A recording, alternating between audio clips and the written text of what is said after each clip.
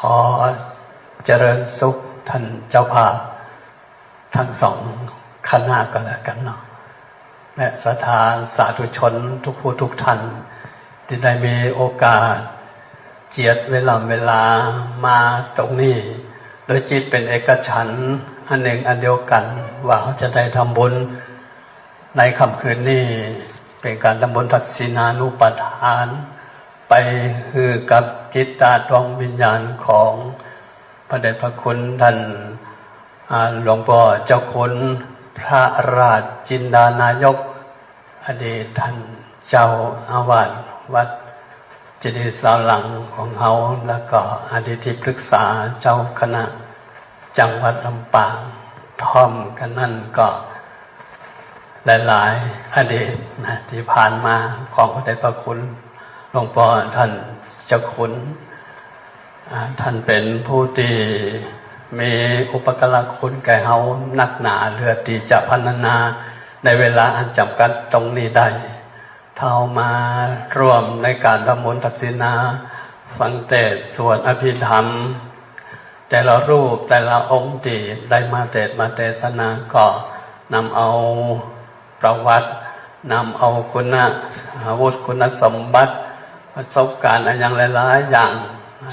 โดยเฉพาะก็วันที่ทำบุญสัตมวานก็มีพระเดชพระคุณหลวงพ่อท่านเจ้าคณะจังหวัดพระจินดารัตนาพรก็มาพูดถึงประวัติความเป็นไปเป็นมาจนกระทั่งถึงอวสานของชีวิตของหลวงพ่อแล้วก็กลางคืนก็ดูเหมือนจะมีท่านเจ้าคณะอำเภอวังเหนือท่านพระมหานุพันดลก็มากล่าวเป็นธรรมะบรรยาย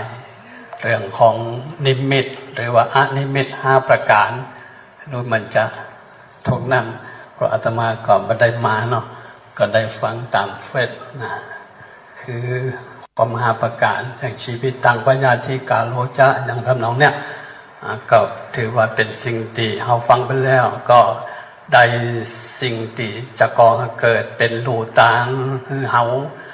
จะได้ประพฤติปฏิบัติน้อมนำเอาพระธรรมคำสอนเอาไปใช้เพื่อจะไม่ได้ประมาทในความเป็นอยู่ของเฮาเพื่อจะได้พอไปตั้งหน้ามีความหวังพอไปตั้งหลังก็ให้เกิดความสุขวันนี้ก็ดังตีพิธีกรได้ไปแล้วนะว่าเป็นนิมนต์มาเทศน์อาตมาก็อารัมภบทจะนิดหน่อยเนาะเพื่อไม่ให้เป็นการเสียเวลาแล้วก็ตรงกับวันที่10วาเลนไทน์ด้วยบ่ฮู้จะเข้ากับวาเลนไทน์ปืนเมืองหรือเปล่านะวันนี้ก็จะเทศน์ธรรมะแบบบักไก่ตัวเป็นว่าเรื่องเทวตูตนี่นะเทวตูตเรื่องความแก่ความเจ็บความตายเนี่ยนะวาเลนไทน์ก็มันแล้วก็คือวันแห่งความรักแต่ในรักของพระพุทธเจ้ากับรักของวาเลนไทน์ที่ในปัจจุบันที่เขาเข้าใจกันนะทั้งเพลงที่นำเสนอก็ดีทั้งส่วนอย่างที่เป็นสิ่งแวดล้อมส่วนมากก็นักไปทั้งเรื่องของราคะกิเลสตัณหากรรมคุณอย่างเหล่านี้แต่พระพุทธเจ้าของเขานี่กล่าวเป็นวาเลนไทน์แบบที่ต้องแสดงออกโดยความเมตตานะเมตตาโดยเฉพาะกับพระมวิหารพระธรรมนี่แหละนะอันนี้ก็ฟังหาข้อมูลกันเอาเองเนาะเดี๋ยวจะเสียเวลาตรงนี้อาตมาก็จะได้เตะนะได้เตะเกี่ยวกับผัมปืนเมืองหรือสไตล์ล้านนาของเขาในกันนะเพื่อจะได้กลมกลืนกับการที่เป็นนิมนต์มาสวดสีญาซึ่งก็เป็นแบบฉบับโบราณจากครูบาอาจารย์ก็หลักจำมาได้พอที่จะนำเอามาสวดเป็นการอนุรักษ์จันลงตรงนั้นเอาไว้เพื่อเขาจะได้สืบกันต่อไปเนาะเอาละว่ากันพอสมควรละจะได้เตะก็คงบำมากมายก็จะอันนี้น้อยเนาะขอสุมาเสด็จที่ยมที่เป็นตั้งภาคกลางนะก็ดักฟังเขาเป็นภาษาพื้นเมืองอาตมาก็พยายามเตะอนุรักษ์อันใดที่มันจะเป็นเมืองก็พยายามจะตรงนั้น อย่างคำว่าปรารถนานี่นะอาตมาอาจจะเตะมาเป็นปรารถนาก็อย่างนะอย่างโปรดก็นี่ก็ว่าโพดอีกนะก็เรียกมันยาวนะเอาเตะไปเลยเนาะ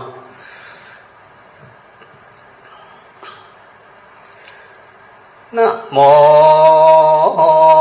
ตัสสะภะคะวันโตอะระหะโตสัมมาสัมพุทธัสสะนะมาสิงกะโรมพุทโธอันวามพันพุทธันเจ้าตนเพื่อเสริญกว่าโลกทั้งสามเตสิตังก็เตสันนาปัญจกะเยนเตงอวตุระตังยังเตวะตุตังหาจุงทอมทานละฟังเป็นที่สารจังแน่แจ้งละนึกหัวแห่งความสงสารทุกคืนวันการกินยูนตุกภูมิกู้ยิ่งใจอย่าดูได้ปังเป่าว่าขึ้นกะนิ่งเหล่ายังตนอนาเดือนปีจนคับแก่ใจอย่านุ่มแต่นตามัวผมยังห่วงก็งองแก้วหล่อนออกไปลายเนื้อนางไก่หดหงมีทุกหมู่ยิงใจเปิงดีคงควายอย่าจำสินกินตานไปใจอย่าจะได้อายุนอนได้การตั้งตาพายบ่หูยานาบาฟูสักเสินเดือนปีเกินลวดแก้มพญานที่เอาแผ่พับตัวยานนาบาไข่ห่วงอยู่จังควายหืนนึกหาตั้งให้และตั้งดีอย่าถึงแก้วบ่ดินติบ่มีกางแก้วตั้มจ้าบ่เดียเอาหืนถือดวงเป้าเพ่นแก้วอนามีกาแล้วต่อดีงามทุกคนจุงตามกึดหอดทรงสารสอนแสนสังตองมานัดไม่เดือนจานเตียเกิดเป็นมาจันลาทำเหือเท่าพยานที่เต้าเต็มตนมันละนะจนตายจางตุกผู้หากเหมือนกันฟุ้งคนนั้นสวสวงฟุ้งสารลาหางกินสันตัวบินและเที่ยวยังอยู่บ่อข้างเนานานมันจัวลาดปันมาหล่อนตายลาตอดตนตัวละเครื่องขวางเอาไว้ยานติให้อยู่วิงวอนส่งสันจรลำบังตุกอยากเป็นมันตามดังพระสวดสาธาเป็นเจ้ากดนาเงินนาเก่า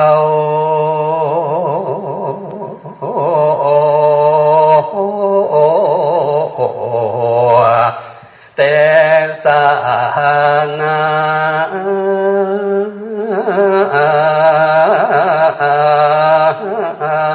ธรรม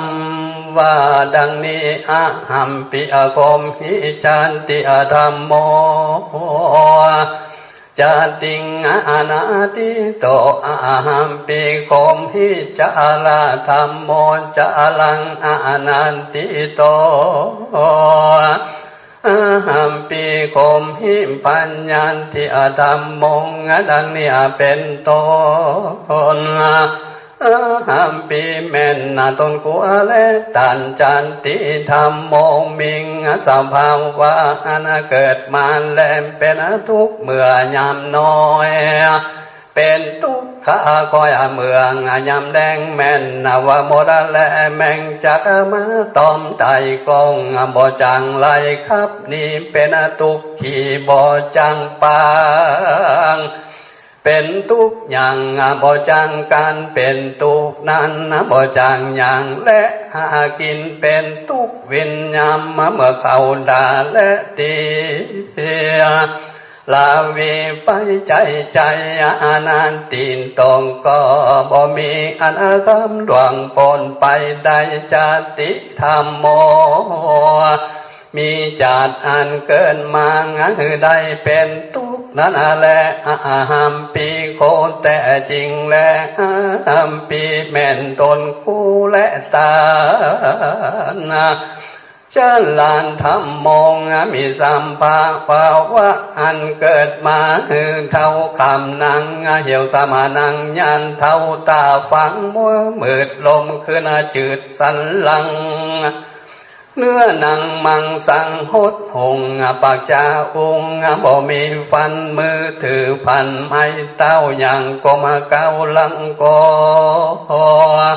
เป็นทุกคงเมื่อยามเท่าทุกนางเต้าสุยสายทุกบ่หายเหือดแห้งมาเป็นทุกแต่งตามธรร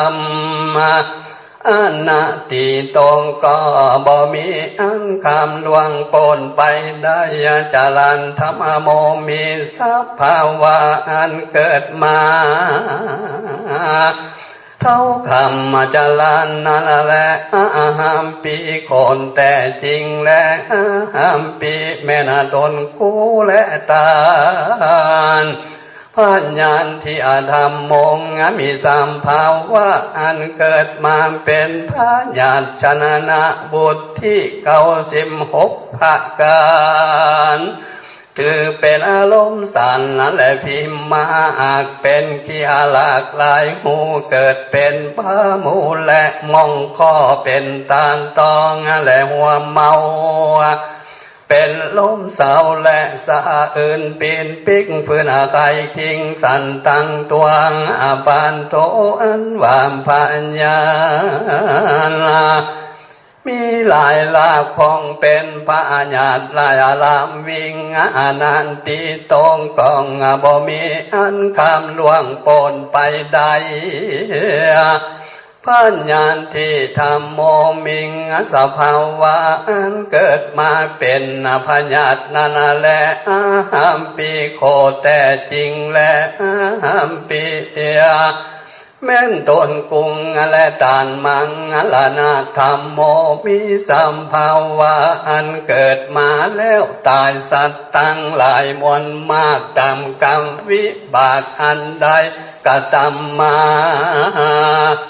ล้างกองตายด้วยโลกามพาญาติล้างกองตายด้วยเปิ้นข้างขันฟันแตงล้างกองแอวสาแหวงหาสัตว์ป่าเสื่อลายลาคมตนลังพองเป็นกังวลบ่เหือดตายจริงเกือกตกวังลังของตานเอาใส่ข้อขังมัดไว้นิ่งบ่ได้ตายผ่านลังพองตายอย่าหิมตังและปานตายที่ยอมยันและจอมพวกแดนดินมาแห่งกางกินอาญาหยาบตามกรรมวิบากหากใดกตำมานาติตรงก็บ่มีอันคำหลวงปนไปได้มาลานาธรรมโมมีอันเกิดมาแล้วตายนั่นแหละอาหามปีโคแม่นตนกูและตานทุกโคธรรมโมมีสัมภาวะอันเป็นทุกยิ่งทุกคนขิงหลายอันเมื่ออยู่เป็นคนก็ยังตะลงทุกหลายอย่างมาทุกต่างนานังกันตายไก่ก็โมยมังลังเดือลังเป็นสัตว์บางตีบาปกรรมจะตกต่ำตายไฟนาโลกไม่ยงเฮิงนั้นลังเตือนตกผ่านเป็นแผ่นพอจิตเจตให้เมื่อดับขันตุกมหันตันเมื่อสังเขตจริงได้เป็นแพทย์เป็นผีตกอาเวจีแล้วเป็นเพศหลอกและเป็นสัตว์มาวิบากมาจัดแต่งบ่หัวแห่งตีตังงามบางกองบุญตามนำไปเกินเป็นสุขอารามเลิศอินพรหมมาเป็นแต่งวดานตนวิเศษปุณกรรมเขตใดก็ตำมาอายุสังขาล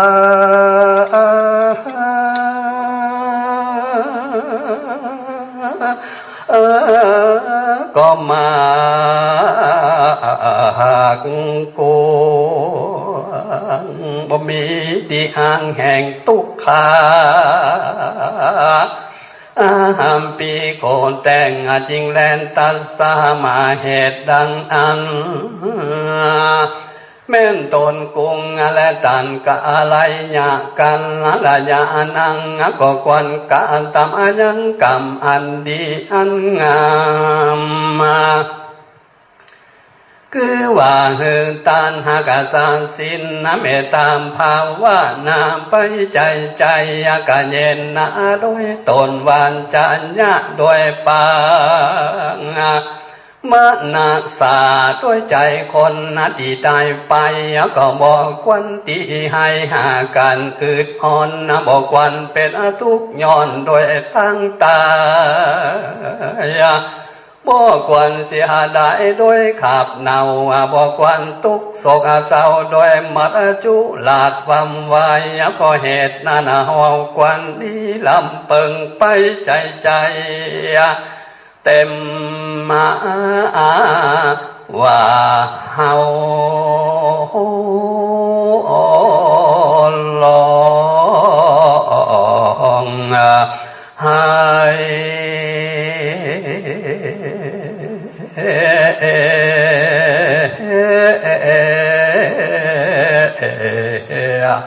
มันก็บอก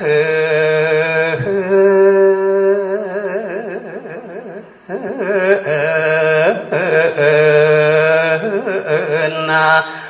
มากายกันตาแม่นตนกูก็ยังจังตายบ่ยานจักได้ไว้นาเข้าสู่มัจจุราชจะทำมาเก้ากวันดีเอาเป็นกรรมฐานพังวนาไปใจใจเพื่อหือปนห้องใต้ข่ายทรงสารตามดังพระจินนามันสอนสั่งเมื่อนามาหลังอินคำเทวตุระตังจำชื่อไว้จำเลินไว้จุวันอย่านับยุงบ่ได้ปังเปล่าคือเราสอนใจตั้งบ่ดีไปตันหากสอนบอกแจ้งนอกและในใจเมื่อมีชีวิตเป็นไปตั้งยุงสอนตนสอนใจคู่กับตัวอย่านับไข่หัวว่าตัวยังหนุ่มสีนางามจุ่มมีวันมันจุหลาดมันตันเมื่อยังหนุ่มบับขวสุมเมื่อน้ำตาบ่มีสบายเพราะว่าวิหบากหักจากหลากนำไปยันเนื้อใจว่าอายุเฮายังหนุ่มบ้านเท่าแล้วก่อยกะตำบุญหลอนความตายมาส่วนเมื่อมีอายุอนุมนั้นก็จักมังละนำไปบ่มีอันใดและจักเอาไปตัวใดมีแต่บุญกรรมบาปมาอันใดทำมาไว้หากตัวไปเหมือนดังเงาเตรียมตนตามจิตอยู่ได้สาเวทุกอกูตามกรรมมาสงสารนี่นอมันจัวลาดเนน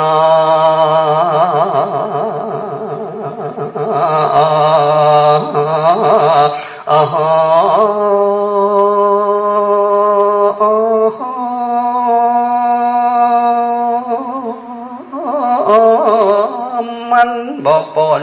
ไปสังโฆมันบ่แวเวนกูยิงใจปิอาเยหิวิมปะยงโกทุกหักกันแล้วปล่อยบ่ได้ไกล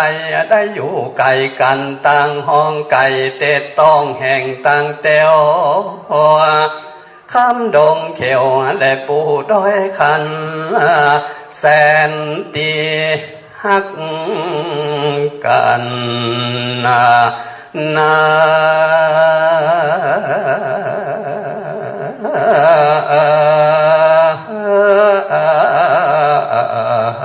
นะ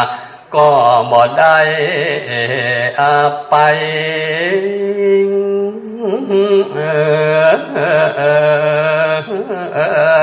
ตึงเป็นเตกึดถึงหากันเต้าอัน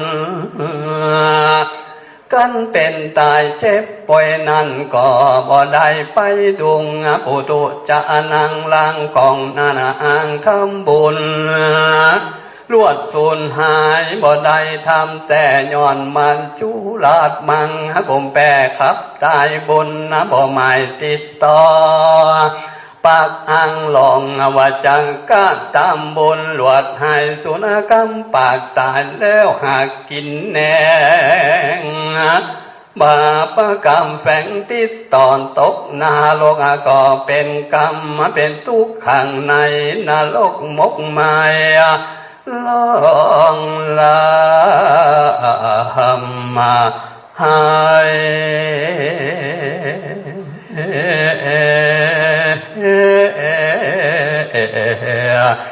อยู่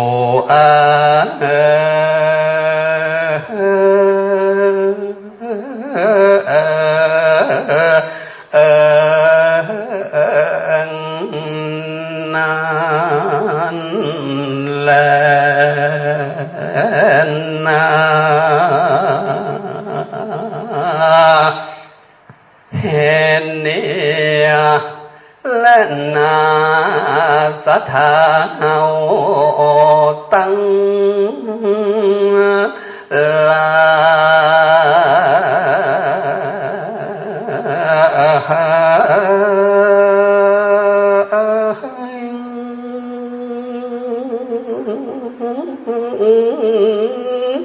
บอกวันนี้พระมาจุงปางกันญาติน้ำลิงต่างดีเพราะว่าคนเฮาในโลกโลกี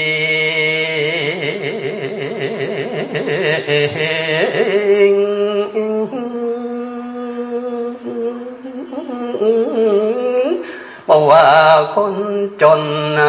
คนมีก็จุติตายกาดังบ่มีไผเหลือหลอดขา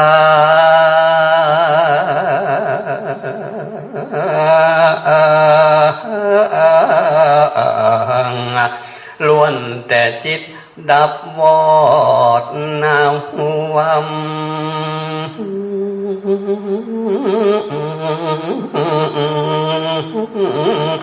วายกันตายไปแล้วจินบดี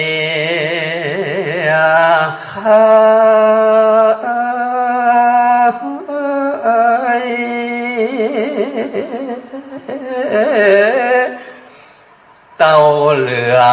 ดอนทรายแก้มดินฝนยาบ่เหมือนงัวควายจางมา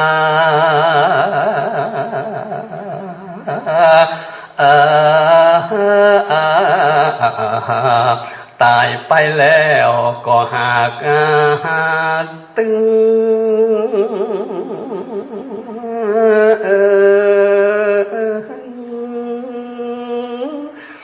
ดีเป็นอาหารเลี้ยงมนุษย์โลกของโลกี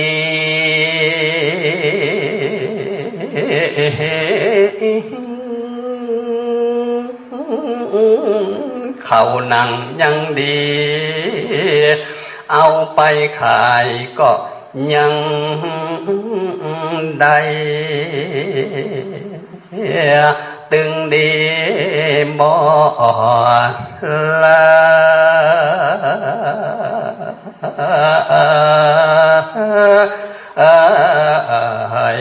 จุเยียงอาปัน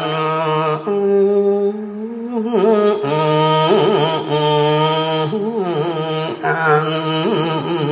ก่อนละและเด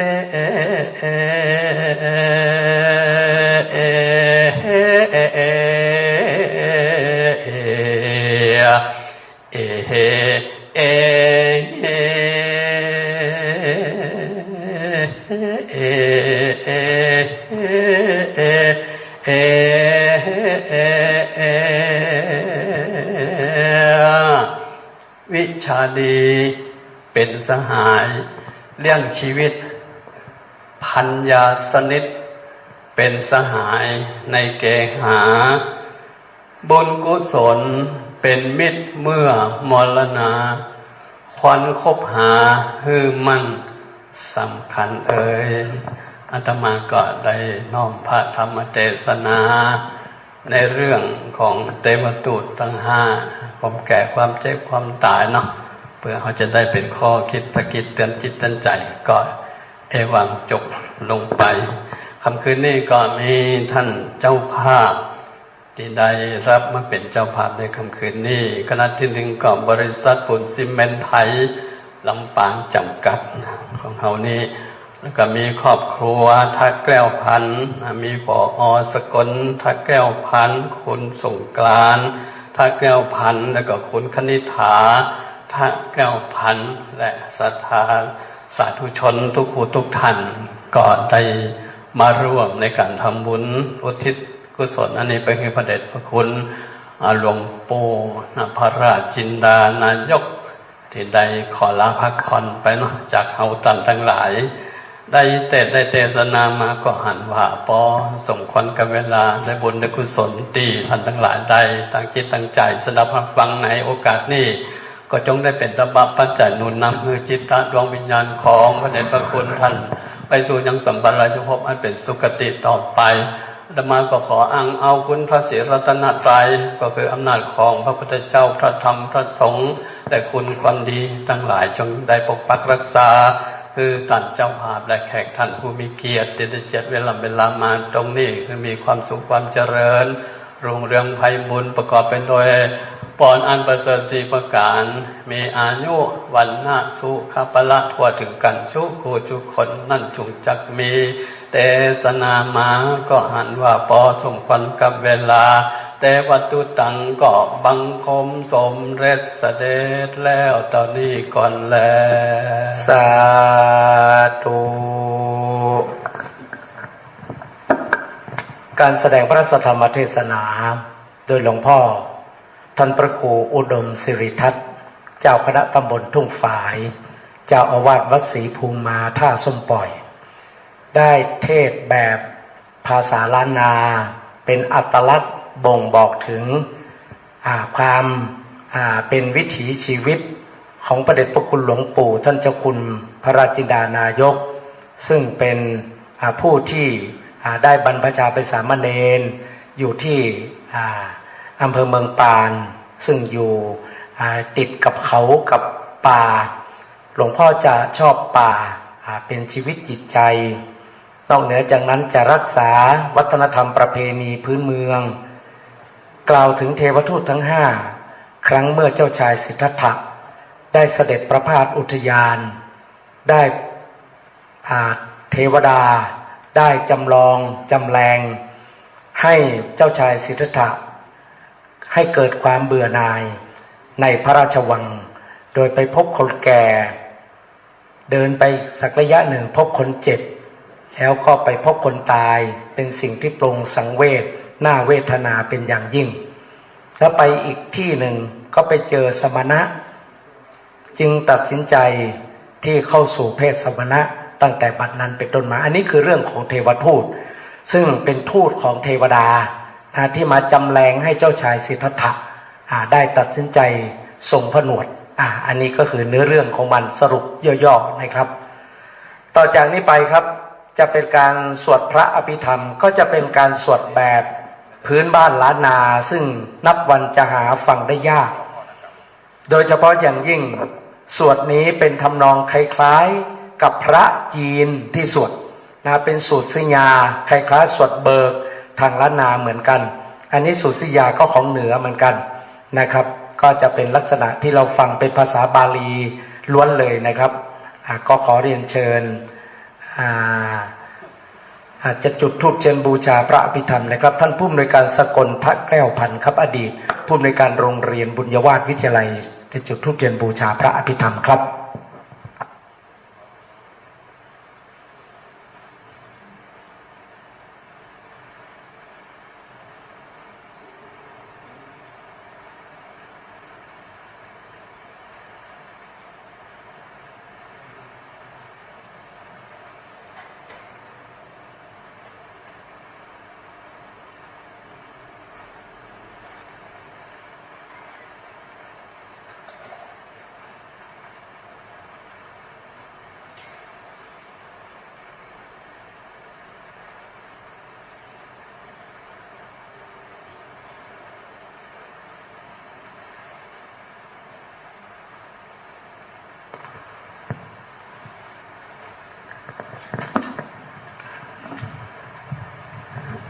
ขอเจริญสุขเลย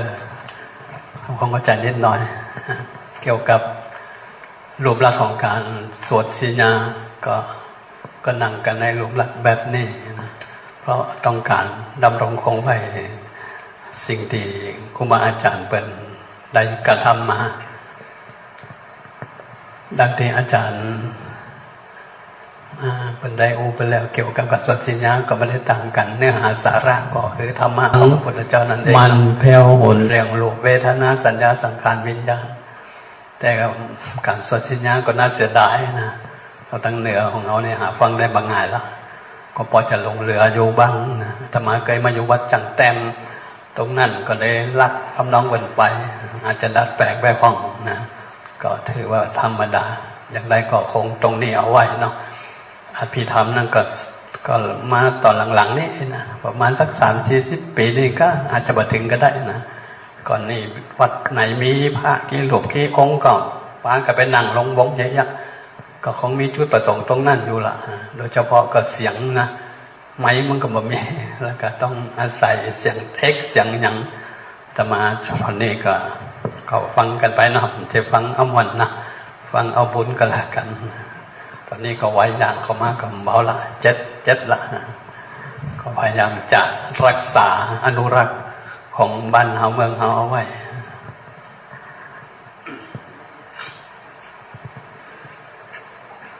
โม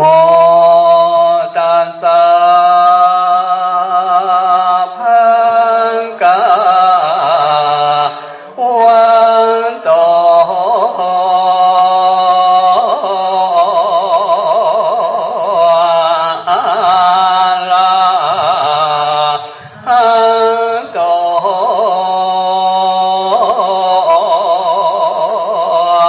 สัมมาสัมพุ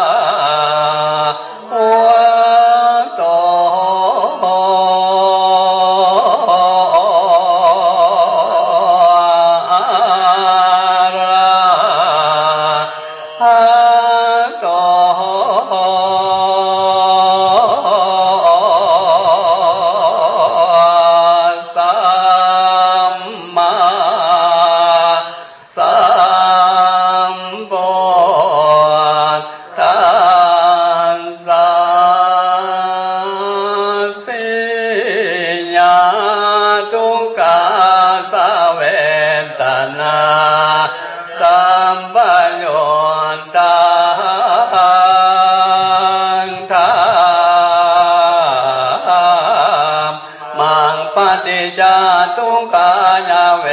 ทนายาสัมปโยชน์โตธรรมโมอมปัจจัยยาเห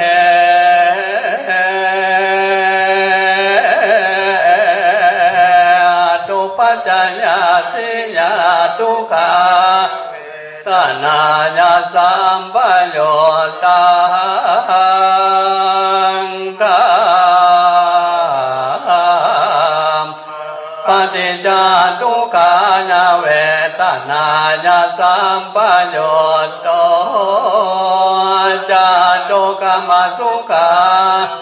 ตนายาสัมปโยโตจันทโมอมปัจจัยยาเห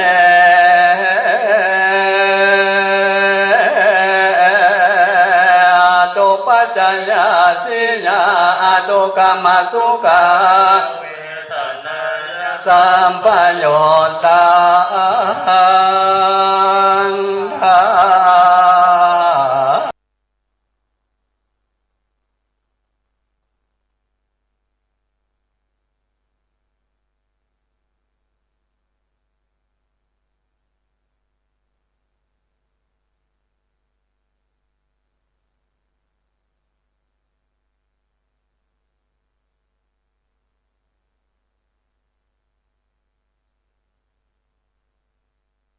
ปัจจัยยาเห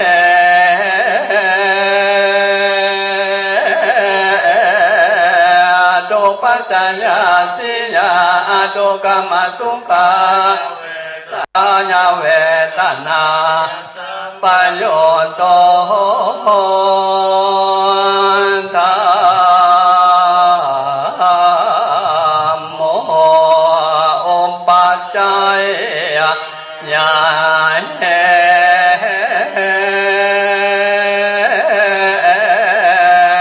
ตุปัจจยาตุกรรมสุขายาเวทนายาสัมปโยตังธรรมปฏิจจทุกขายาเวทนายาสัมปโยโตธรรมปฏิจจทุกขายาเวทนายาสัมปโยโตธรรมโมปัจจัยยาเห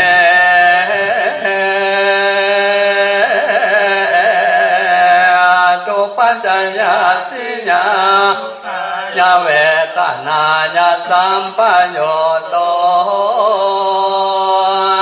จันทโมปัจจัยยาเห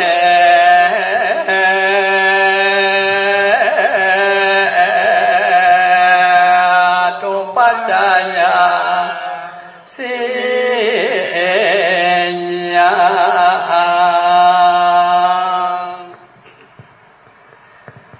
แก่สั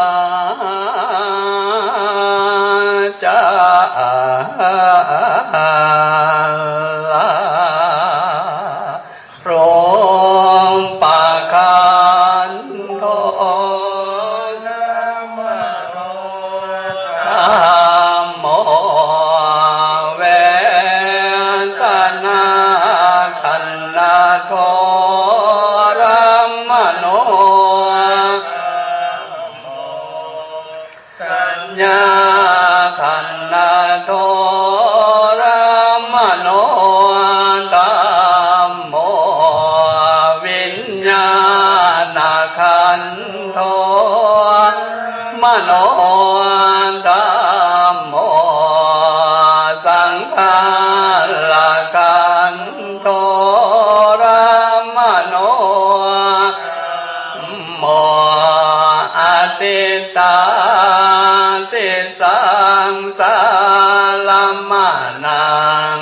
เรติโนโมโลมาจาลาโลปะขันนาโทรัมมโนโมนาคาโลปะขันนาโทรัมมโนโมวิญญาณขันโทรัมมโนดาโม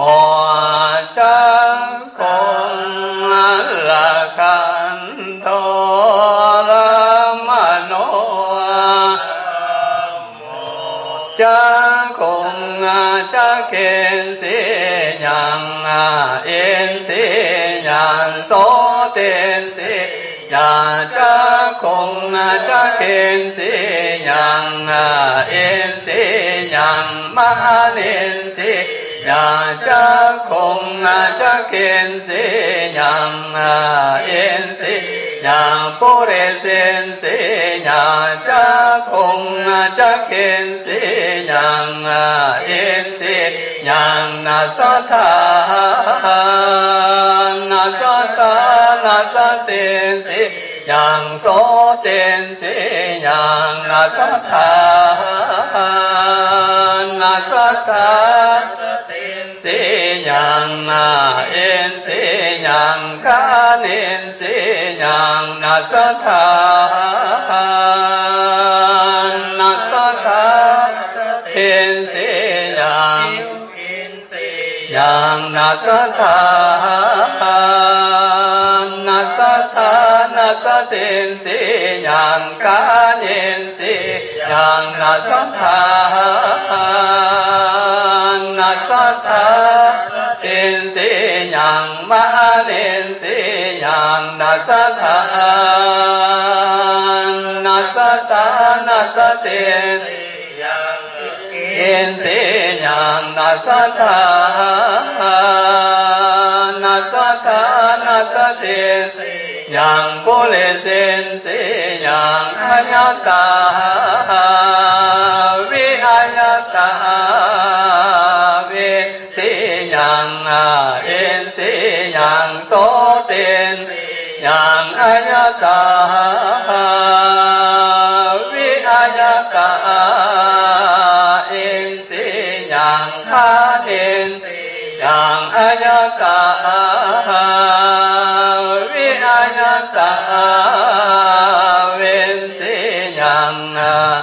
สิยังกาเอ็นสิยังอัญญตาวิอัญญตาเวนสิยังสิยังมหาเอนสิยังอัญญตาวิอัญญตาเวนสิยังสิยังปุเรเสนสิยังชีวิตตังชีวิตตังชีวิตเอ็นสิยังเอ็นสิยังคาเนนสิยังชีวิตตังชีวิตตังชีวิตเอ็นเอ็นสิยังชีวิตเอ็นสิยังชีวิตตังชีวิตเอ็นสิยังสิยังชีวิตตังชีวิตตังชีวิตเอ็นสิยังปุเรเสนสิยังเอ็นสิยัง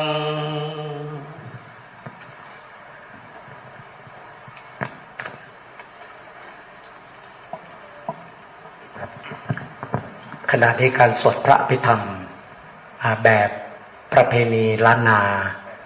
โดยเฉพาะอย่างยิ่งเป็นอัตลักษณ์ของจังหวัดลำปาง ซึ่งจะมีน้อยในการที่จะได้ฟังการสวดแบบสิญญา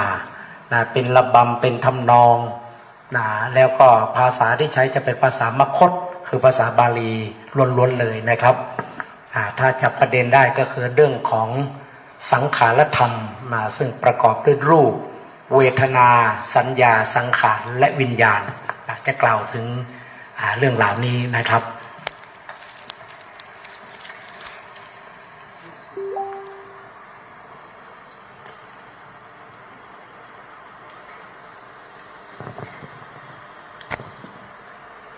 ต่อไปก่อนที่พระสงฆ์จะพิจารณาจะขอได้รับเกียรติจากท่านผู้มีเกียรติ4 ท่านที่จะทอดผ้าไตรบังสุกุลดังต่อไปนี้ไตรที่1เรียนเชิญคุณไพบูลย์ฟั่นชุมพูจากบริษัทคุณเซเว่นไทยจำกัดทั้ง4 ท่านเลยนะไตรที่2เรียนเชิญคุณวันชัยกาจารีไตรที่3เรียนเชิญคุณดารณีวงศ์บุญเรืองและไตรที่4คุณชัชวาลสมบูรณ์พิก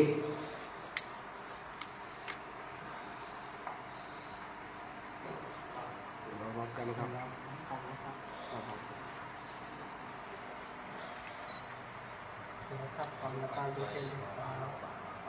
รับโยกผ้าไตรระหว่างฝางสตูสายโยมครับผ้าผู้ชายไม่ถึงว่าเรียบร้อยวันนั้นที่เดินได้เลยครับนี่มันก็สมพิจารณาครับเอาเลยบอกตามสบาย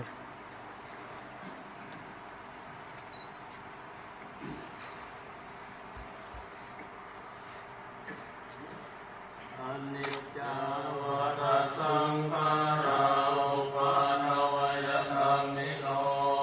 โอวาทิสวา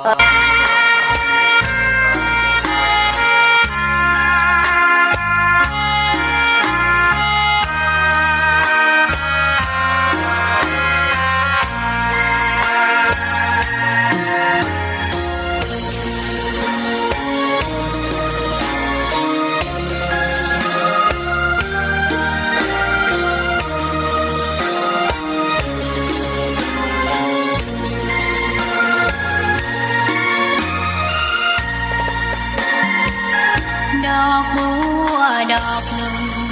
พึงใจไว้เพื่อบูชา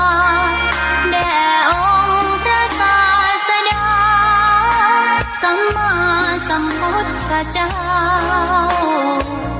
มีความงามเงียบไม่เปรียบเทียบเขาเทียบเราใครมองไม่งามช่างเขา